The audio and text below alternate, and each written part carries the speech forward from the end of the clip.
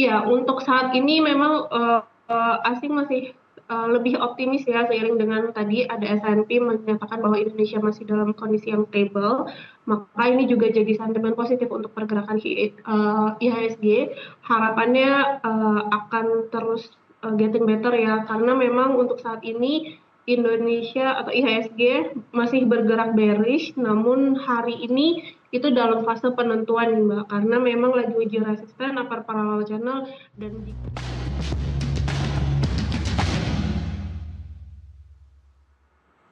Anda kembali lagi di Nusantara Business Hour, langsung saja kita masuk ke segmen Market Lock.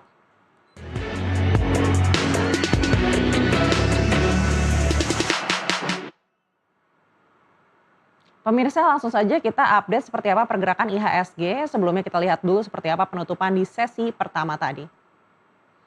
Kita lihat di sesi pertama IHSG ditutup menguat 0,37% di 6.064 dan saat ini kalau kita lihat IHSG masih melanjutkan penguatan 0,91% di 6.096,87.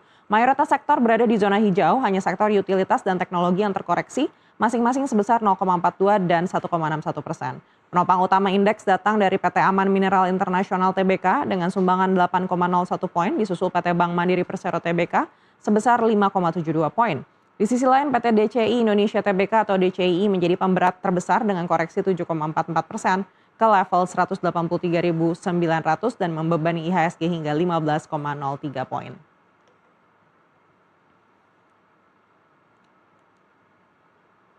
Berikutnya kita update seperti apa pergerakan mata uang Garuda. Kita lihat rupiah juga menguat 0,44% di Rp17.980 per 1 dolar AS. Dengan melihat tren pelemahan indeks dolar AS, pasar tampak tengah melakukan aksi jual pada aset berdenominasi dolar AS. Kondisi ini pada akhirnya dapat membuka ruang penguatan bagi mata uang negara lain termasuk rupiah. Dolar AS melemah terhadap sejumlah mata uang utama dunia setelah data harga produsen Amerika Serikat dirilis lebih rendah dari perkiraan. Data tersebut memperkuat tanda-tanda meredanya tekanan inflasi di AS. Producer Price Index atau PPI untuk permintaan akhir turun 0,3% pada Juni 2026. Angka ini berbalik dari Mei 2026 yang sebelumnya direvisi menjadi naik 0,6%. Realisasi tersebut lebih rendah dari perkiraan pasar yang sebelumnya memperkirakan PPI tidak berubah. Data harga produsen yang lebih lunak memperkuat pandangan bahwa Bank Sentral AS The Fed masih dapat bersabar dalam menentukan arah suku bunga. Meski begitu, pasar tetap mencermati eskalasi terbaru antara Amerika Serikat dan Iran. Ketegangan yang kembali meningkat membuat harga minyak masih tertahan di dekat level tertinggi dalam 1 bulan terakhir, sehingga risiko terhadap prospek inflasi belum sepenuhnya mereda. Bank Indonesia juga terus berupaya melakukan stabilisasi nilai tukar rupiah. Deputi Gubernur Senior Bank Indonesia Destri Damayanti mengungkapkan bahwa BI telah masuk ke pasar non-deliverable forward atau NDF di luar negeri atau offshore sejak April 2026.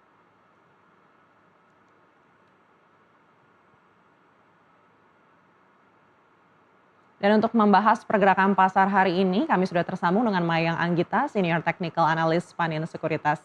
Ya, Mayang, kok kita melihat pergerakan IHSG hari ini sudah kembali lagi ke level 6 ribuan, bahkan nyaris untuk menyentuh 6.100-an.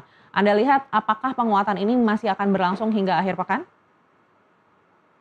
ya, untuk pergerakan IHSG hari ini nampaknya masih cukup optimis ya, semenjak setelah beberapa hari lalu S&P mempertahankan peringkat Indonesianya ke triple B atau investment grade. Jadi S&P bilang IHSG itu masih dalam kondisi stable gitu. Nah, untuk hari ini nampaknya investor atau pelaku pasar itu masih cenderung optimis, ditandai dengan hari ini IHSG masih menguat meskipun menguatnya masih menguat tipis.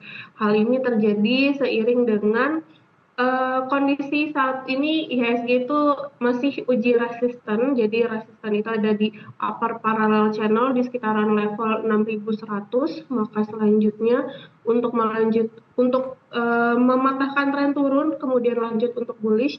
Nah, IHSG harus menembus 6.100 sehingga ada peluang untuk melanjutkan penguatan menuju ke next resistance-nya itu ada di MA250 di angka 6.270. Baik, kalau kita lihat di sesi pertama tadi asing juga sudah masuk kembali ke pasar saham kita sebesar 4,19 triliun rupiah begitu. Apakah menurut Anda keyakinan asing untuk kembali lagi ke dalam negeri ini salah satu motor penggeraknya adalah afirmasi dari S&P atau ada pergerakan dari dalam negeri yang juga semakin meyakinkan investor asing saat ini?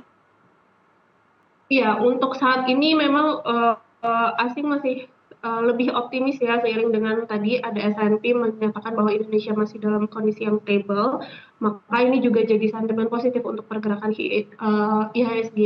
Harapannya akan terus getting better ya, karena memang untuk saat ini Indonesia atau IHSG masih bergerak bearish, namun hari ini itu dalam fase penentuan Mbak, karena memang lagi uji resisten upper parallel channel, dan jika masih terpantau melanjutkan fase optimisnya, maka tren turun ini ada potensi patah begitu lalu berubah menjadi sideways atau lagi tren transition dari bearish sideways menuju ke bullish untuk skenario yang lebih optimis gitu. Baik, di tengah kuatnya aliran dana asing kita lihat ini masuk ke saham-saham seperti BMRI dan juga saham-saham komoditas logam Indonesia begitu. Tapi justru saham seperti TPIA ini malah dilego oleh asing. Anda lihat seperti apa psikologis investor saat ini? Iya, untuk kondisi market yang baru bullish memang maksudnya dari eh, transisi dari bearish menuju ke bullish biasanya memang ditopang oleh sektor banking gitu. Karena banking adalah sektor yang menopang perekonomian. Nah, untuk investor jangka panjang atau untuk investor jangka panjang memang kita masih merekomendasikan saham-saham banking yang Big Four itu seperti misalnya ada BBCA, Bank BRI, Mandiri, juga BNI, itu untuk yang long term investment. Tapi kalau misalkan untuk middle atau jangka menengah, untuk sektor komoditi itu masih menarik. Sedangkan tadi untuk TPIA memang biasanya TPIA itu pergerakannya lumayan volatile, jadi kita lebih merekomendasikan TPIA untuk short term trading. Jadi wajar adanya jika TPIA koreksi karena memang dia sudah rally beberapa hari ini. Baik, kita lihat BMRI ini mendapatkan peluang dari asing begitu di perdagangan hari ini. Tapi justru BBRI ini malah juga dilego oleh asing. Apa yang membuat asing lebih memilih BMRI dari BBRI di hari ini? Iya, untuk Bank Mandiri nampaknya juga ada faktor fundamental yang cukup solid ya, karena memang kondisi fundamentalnya itu dia cukup solid untuk Bank Mandiri, dan untuk Bank BRI memang biasanya tipikal sahamnya itu lebih volatile dibanding Mandiri. Jadi hari ini memang rawan profit taking ya, karena memang Bank BRI juga sudah sampai ke area resistance-nya. Jadi menjelang akhir pekan seperti ini, hari Kamis dan Jumat memang beberapa investor itu melakukan trimming atau mengurangi posisi untuk mengantisipasi sentimen yang akan terjadi ketika weekend nanti. Baik, tapi secara teknikal apakah Anda melihat pelemahan BBRI hari ini merupakan peluang yang baik juga untuk investor domestik? Iya, untuk Bank BRI sampai hari kemarin itu asing masih membukakan net buy. Jadi untuk Bank BRI sebenarnya kalaupun hari ini masih terpantau menguat ya. Jadi untuk Bank BRI untuk kedepannya masih ada potensi melanjutkan penguatan. Secara teknikal Bank Rakyat Indonesia ini resistennya ada di 2950 sampai dengan 3000, dan kami juga ada rekomendasi untuk saham BRI beberapa hari lalu. Jadi untuk Bank BRI rekomendasi kami hari ini masih hold statusnya dengan target price di 2950 sampai dengan 3000. Baik, bagaimana dengan saham-saham komoditas logam yang hari ini diburu asing, salah satunya adalah Antam begitu. Anda lihat secara teknikal apakah secara valuasi ini juga masih cukup baik untuk dipertimbangkan dalam perdagangan esok? Iya, untuk Antam untuk hari ini itu memang masih menghadapi uji resisten, jadi di situ ada MA 50 di angka 3070, dan hari ini candle doji, jadi artinya tekanan beli dan tekanan jualnya sama kuat. Ini bisa dibilang memang rawan profit taking di area resisten seperti ini. Jadi untuk Bapak Ibu yang punya saham Antam, rekomendasi kami tetap hold dengan target selanjutnya itu ada di 3170 sampai dengan 3350. Namun jika Antamnya itu gerak di bawah 2980, mungkin bisa consider untuk mulai bersiap trailing stop dan amankan profitnya dulu. Baik, Mbak Mayang, kita akan jeda sejenak untuk sama-sama melihat seperti apa penutupan perdagangan di sesi kedua pada hari ini. Kita lihat IHSG ditutup di teritori positif 1,1% menguat di level 6.108,20, 372 emiten menguat, 238 melemah, 185 stagnan, dan kapitalisasi pasar di 10.682,72 triliun pada hari ini. Baik Mbak Mayang, kalau melihat pergerakan IHSG di penutupan perdagangan sesi kedua ini, Anda lihat di perdagangan esok IHSG support dan resistennya ini bisa berada di range berapa? Oke, untuk resisten terdekat itu masih di 6.100 karena memang sampai hari ini belum, hari ini harinya di 6103, jadi memang penutupannya itu benar-benar di ujung ya. Dan untuk saat ini rekomendasi kita masih hold.